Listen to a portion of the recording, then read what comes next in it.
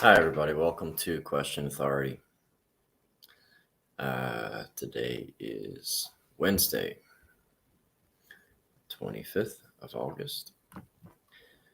And I haven't really been looking at a lot of news recently, which is sort of refreshing. I think it's good from time to time to take a break from being consumed with politics. But gotta get back on the horse. So I've titled this stream U.S. Hypocrisy in Foreign Wars. There's a lot of good reporting coming out about Afghanistan. Richard Medhurst does some excellent work. If you're looking for someone to check out to get a trustworthy opinion, I would recommend him highly.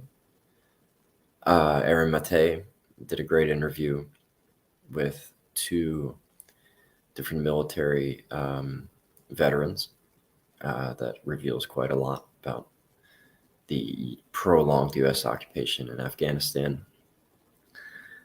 And Brianna Joy Gray on the Bad Faith podcast also did some very good work. Jimmy Dore's stream last week was excellent, as usual. And looking through a few clips from the past, decided to put together a short stream about just the United States hypocrisy when it comes to these sorts of things. So often it's said that we are in these conflicts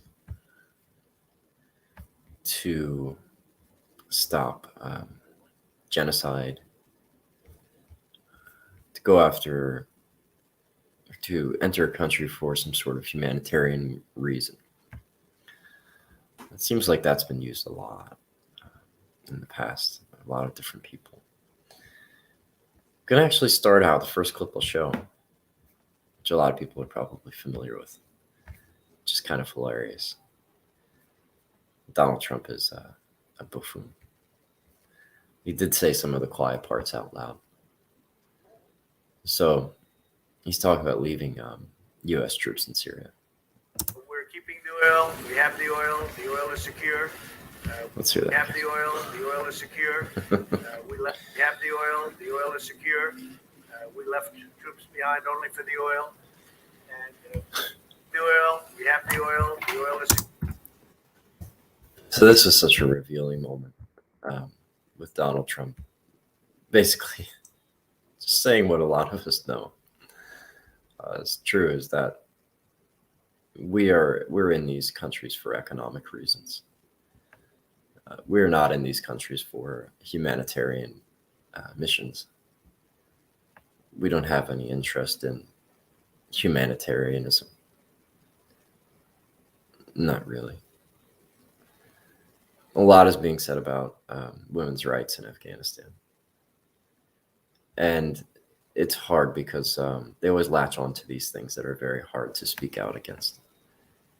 As if saying that we shouldn't have been in a country where we murdered thousands of civilians every year.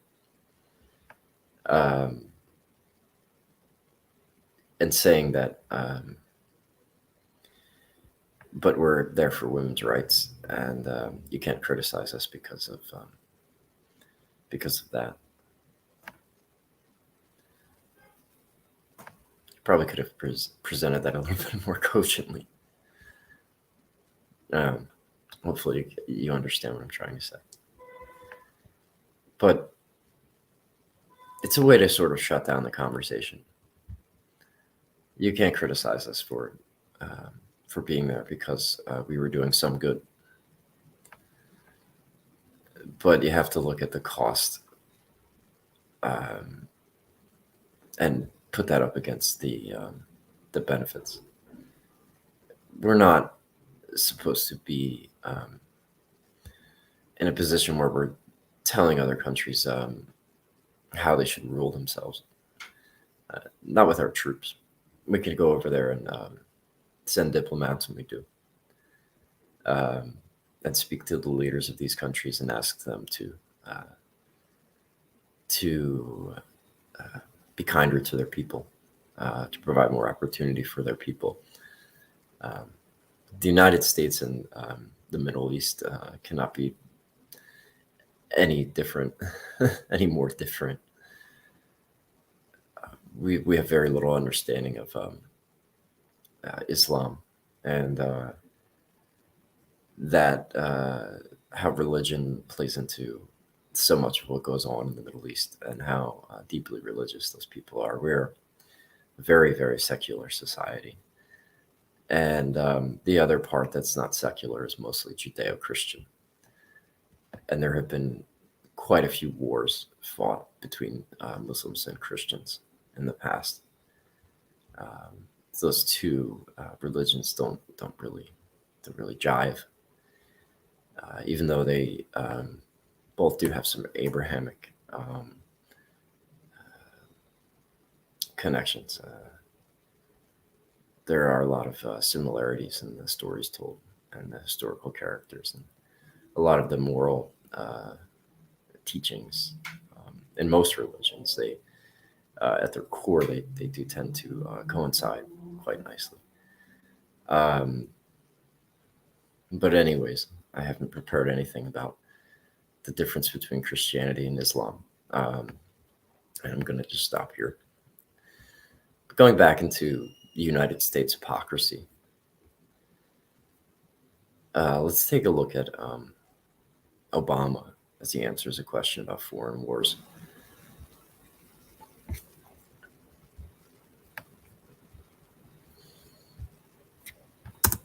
The Obama doctrine and the McCain doctrine, use of United States combat forces in situations where there's a humanitarian crisis, but it does not affect our national security. Take the Congo, where 4.5 million people have died since 1998, or take Rwanda in the earlier and dreadful days, or Somalia. What is the Obama doctrine for use of force that the United States would send when we don't have national security issues at stake? Well, we may not always have national security issues at stake, but we have moral issues at stake. If we could have intervened effectively in the Holocaust, who among us would say that we had a moral obligation not to? The Holocaust gets invoked for so many different various purposes. One of the purpose here, Obama is saying if we could have intervened and stopped the Holocaust, shouldn't we have? And I guess, yes, we should have. If we could have prevented that, it would have been great. There is a huge hypocrisy here, though, because Saudi Arabia is one of our largest trading partners in the Middle East. And they are currently committing a genocide in Yemen.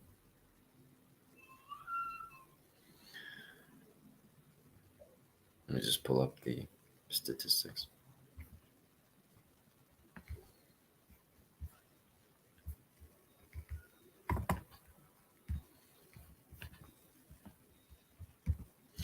I'm going to share my screen. So this is from the Human Rights Watch.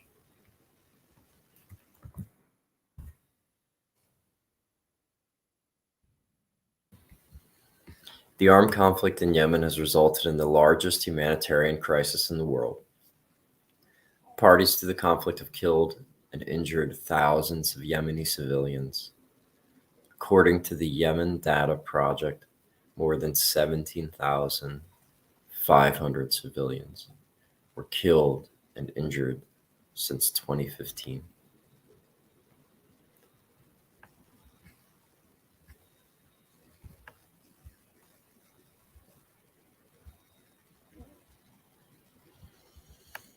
Arms sales to the warring parties continue from Western countries such as the US, France, Canada, and others who would risk complicity in war crimes and the humanitarian crisis in Yemen. And then if we go down, It says the parties have failed to acknowledge any responsibility for violations and refuse to take any meaningful steps to remedy the situations in which they occur. The United States, the United Kingdom, still supply arms to Saudi Arabia, even as they are slaughtering and have slaughtered over 150,000 civilians. We spend a lot of time in our media now, and since we've left Afghanistan, showing the people rushing to the airports to try and escape.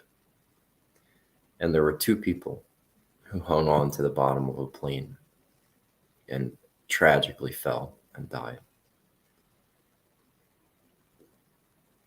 Not to downplay their deaths, because you should never downplay the deaths of anyone. But the deaths of 2 people have gotten more coverage. And they're being used to justify voices that say we should still be in Afghanistan and that we should restart military conflict there. Because it's shocking. Because it's sensational. How much do you hear in the news? Do you get equal coverage of what Saudi Arabia is doing to the Yemeni civilians? Houthis are being slaughtered, and we're more concerned with 2 people falling off the fuselage of an airplane.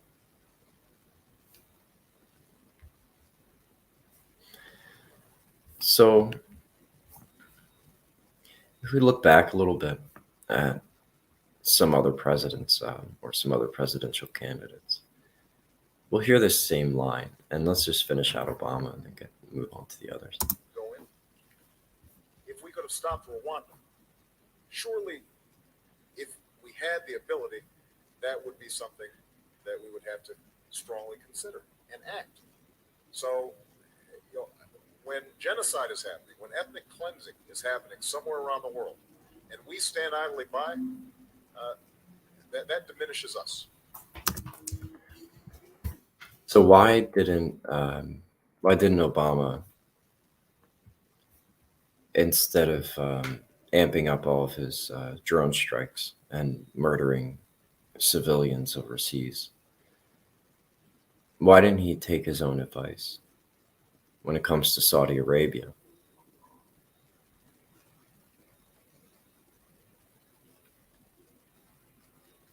Well, there's one reason. It's very clear. U.S. goods and services trade with Saudi Arabia totaled an estimated $38.7 billion in 2019.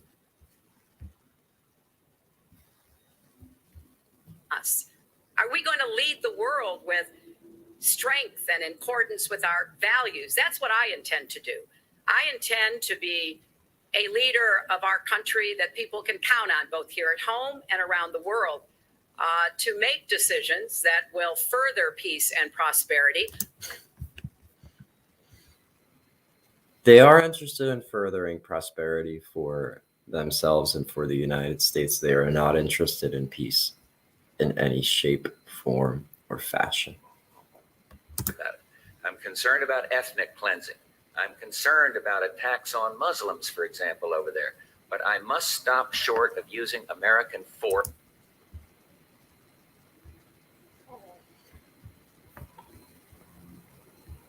Bush Sr. concerned about ethnic cleansing. What's interesting is he was against using military force. And then, of course, we have Bill Clinton come in. This happens a lot.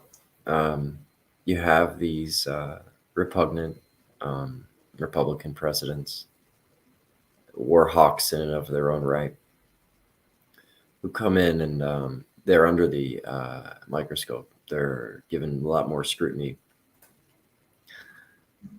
than the Democrats that follow them.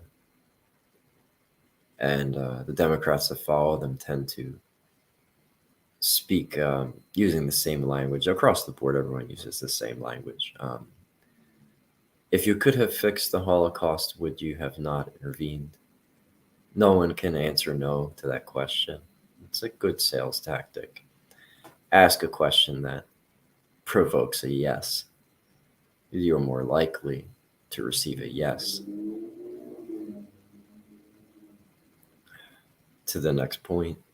So they very shamelessly use the Holocaust to justify military intervention, as if we are there for the goal of helping the populations of another country. Our sanctions on Syria are producing pain and suffering for the civilians in that country. The government is never going to suffer. Assad is not going to suffer.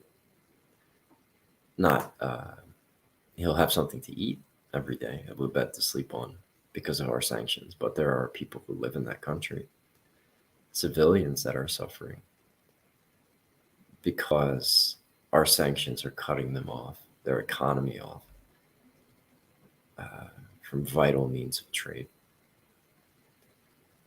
And we turn around, we punish the people of a country for their leaders' bad actions. But when it comes to Saudi Arabia, where we trade over $30 billion in goods every year, we turn a blind eye to their slaughter of over 150,000 civilians. So decide for yourself, what is the real purpose of our interventions in these countries?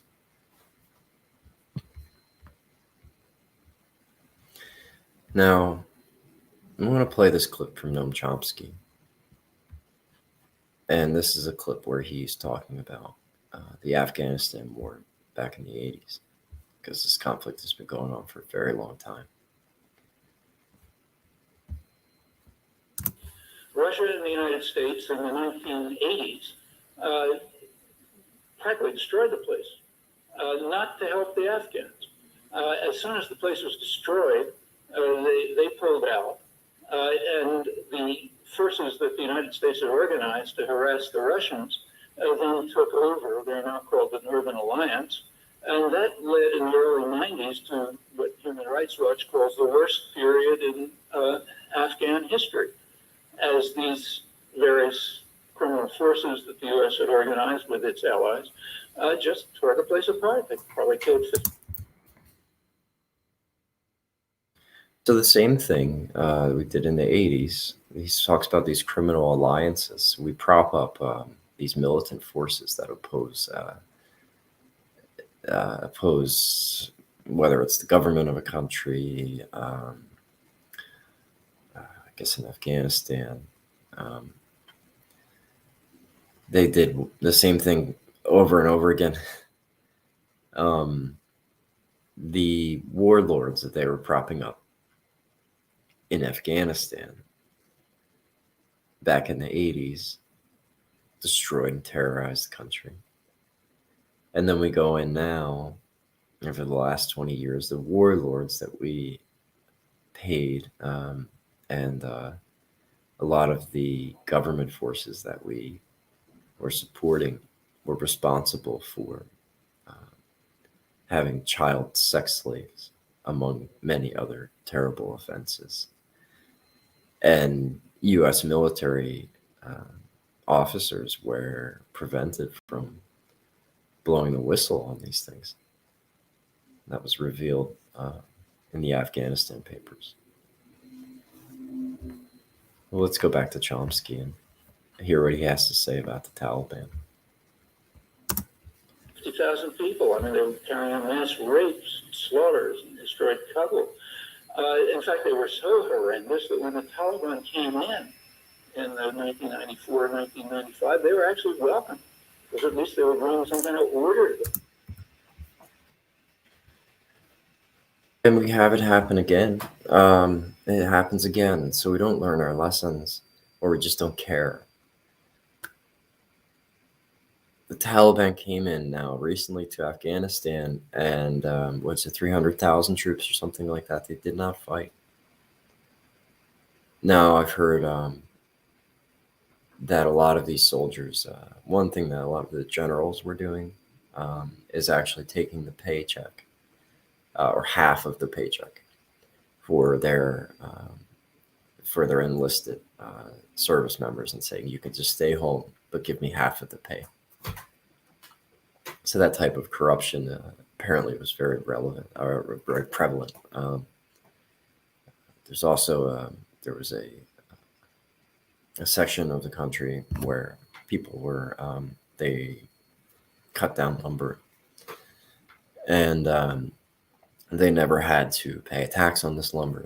They've done it for generations. They speak their own language, and we prop up this government to go in there, and they tell these people that now you have to pay a tax on this wood that you have been cutting down and selling for generations. They tell another member of the government who happens to be basically essentially a drug lord that will pay you to burn down the poppy fields. And they go and burn down all of their competitors' poppy fields, and then we give them over $10 million.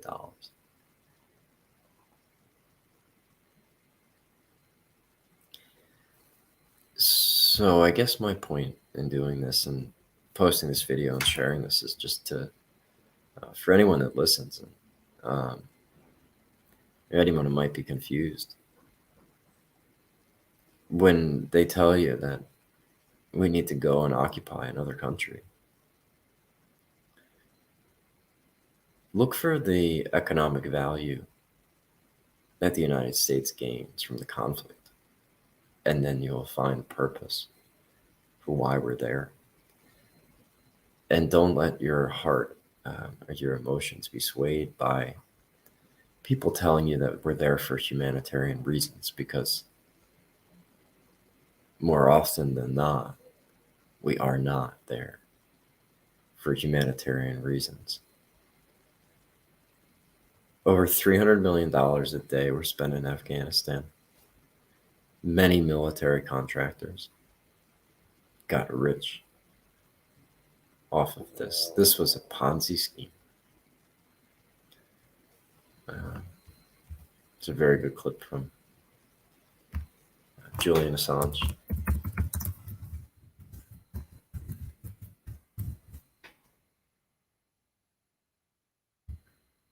Because the goal is not to completely subjugate Afghanistan. The goal is to use Afghanistan to wash money out of the tax bases of the United States, out of the tax bases of European countries, through Afghanistan and back into the hands of a transnational security elite. That is the goal, i.e. the goal is to have an endless war, not a successful war.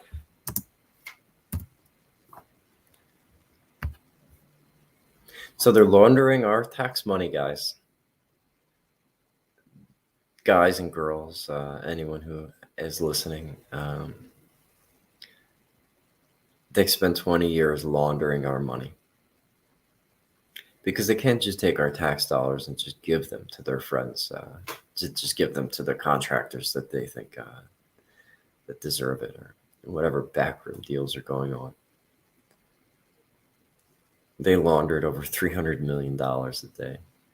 And then on the other hand, you look at the cost, the human cost. Civilians dead, a country destabilized. Now they have to pick themselves up and try and rebuild. And again, the Taliban comes in, and they are not seen as the enemy by a lot of the people, because they are bringing some type of order. Aaron Mate was criticized very heavily for pointing out that in Syria, Assad was seen by a lot of people as a hero when he came in. We have a similar dynamic going on there. These leaders, even people like Saddam, they're very often terrible dictators. They're very often horrible people. But the alternative is far worse.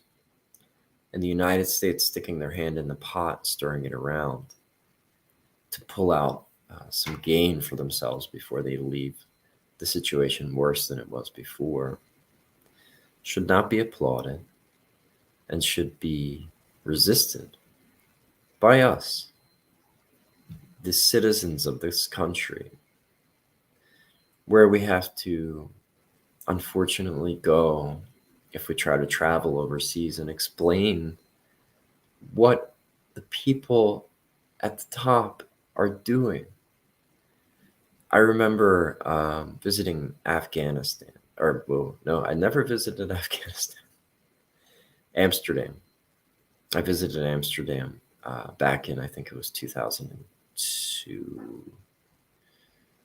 It was right after the Iraq War. And it was interesting because the hostel I stayed in actually had a sign, a little living room where everyone can kind of sit. And it said, and yes, smoke pot with each other. I don't do it anymore. I used to. But no talking politics was on the sign. And I had a few people, I believe they were from England, which, I mean, they're responsible in a lot of ways for some of the same atrocities that we are. They kind of follow us around like a little puppy when it comes to killing people in poor countries. Was it Tony Blair, I think, or some other? There's a lot of really repugnant, disgusting characters that are popping their heads up now to decry the immorality of us leaving Afghanistan.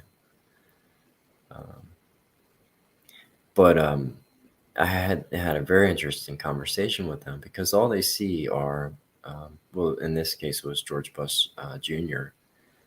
on TV, and the way that he spoke and the things that he was saying, this sort of arrogant, entitled American attitude, and probably a lot of right-wing people that speak out because they have this twisted sense of patriotism where they feel that where they get some sort of satisfaction, or it's part of their identity to just go rah America, and they get very excited when we drop bombs overseas. But I had this interesting conversation, and it was uncomfortable at first, and I had to try and explain that what they see is that representation from the top is not representative of a lot of the people in the country. But it can appear that way, and it looks that way a lot of times, and it's embarrassing. And it would be nice if we had more people speaking up and we had more voices speaking out against war. More people really looking into the details. Really, it's very simple if you just follow the money. If you just follow the trail of bodies to the resource gain, oil or minerals, money laundered through the tax base, sent to Beltway contractors. And then you can see very clearly why we're there and what we're doing and everything else around it. All of this, this veneer of morality and humanitarianism is very thin and very unbelievable.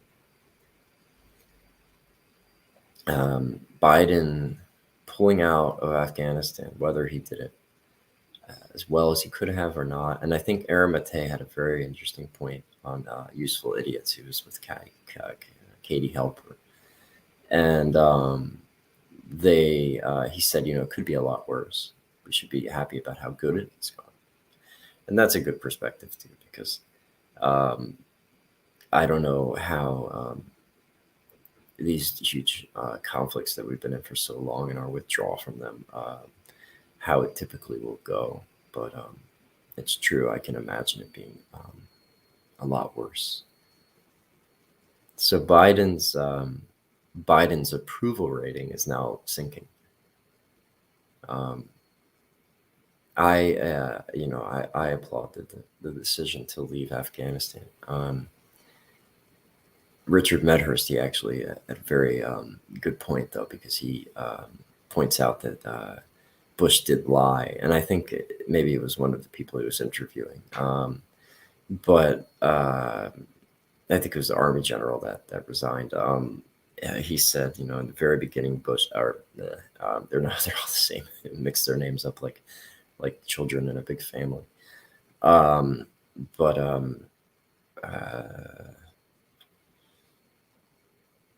Biden says that we're not there for nation building, when that's been the company line for so long, is that we're there for nation building. We're there to fix their country and bring democracy to the Afghan people.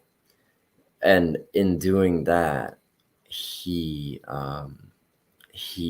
offends the people who fought there for so long, the U.S. soldiers and the families of the U.S. soldiers who were there on a mission of nation building. So he starts it out with a lie. So there's a lot of shady stuff going on. Biden has never been a good person, I don't think, even probably as a small child. And there's so many things wrong with him as a politician.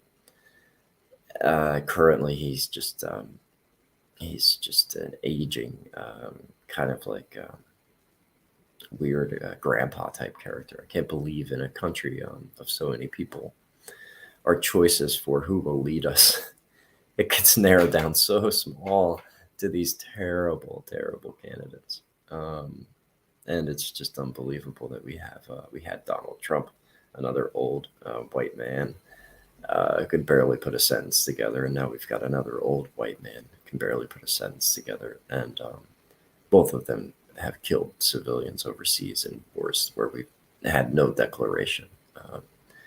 So they are, by definition, both war criminals. And there's actually a very good Noam Chomsky video where he details all of these war criminals since the end of World War II, and how you could almost classify every U.S. president since then as a war criminal because of the actions that they took that resulted in the deaths of civilians overseas and without any formal declaration of war. So Biden's approval rating goes down. And you saw it in Trump's presidency. Everyone thought he looked presidential, and you have CNN and MSNBC and all of the shit libs applauding him for dropping bombs on Syria. And then you have Biden come in, and everybody loves him because he's not Donald Trump, or because their team won. And then he pulls out of Afghanistan, and the media goes crazy. They have CIA and ex-CIA and FBI and all of the security state pundits come on one after another to complain about us leaving and ending this pointless war. And his approval rating goes down. So we're in a twisted dynamic here. But I think the one helpful thing maybe that I can add to the conversation, not add because other people have said this, other people have talked about this, but is just to try and do my part in pointing out the hypocrisy that exists in U.S. foreign policy.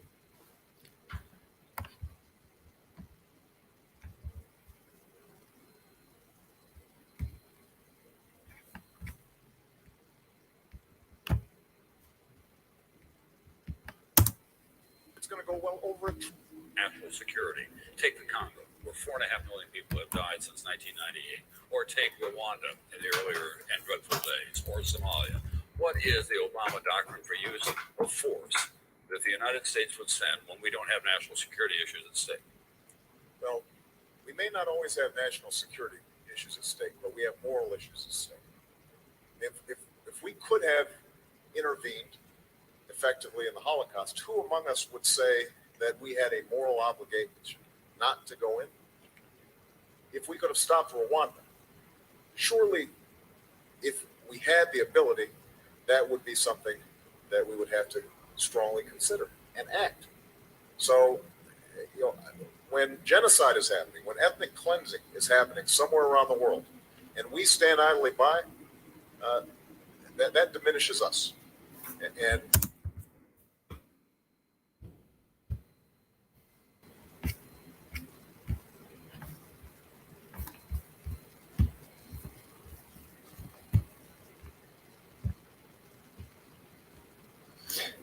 And leave you with this.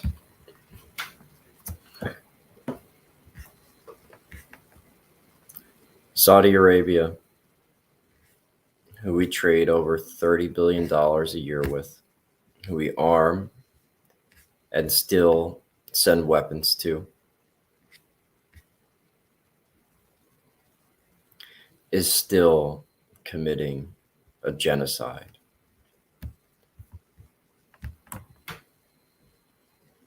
So ask yourself this question anytime your emotions get stirred up by images of two people dying on a plane, or the thought that somehow we went to Afghanistan for humanitarian reasons, or the thought that somehow us leaving is a bad thing.